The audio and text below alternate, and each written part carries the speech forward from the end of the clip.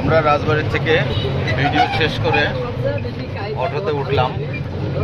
তো অটোতে ভিডিওর কাজ শেষ করে এখন অটোতে উঠলাম, আমরা গন্তব্যস্থানে পৌঁছাবো। তো এখন আমরা রাস্তায় ভিডিও শেষ করলাম। তো এখন আমরা রাস্তার থেকে যাওয়ার পথে ভিডিওটা করলাম।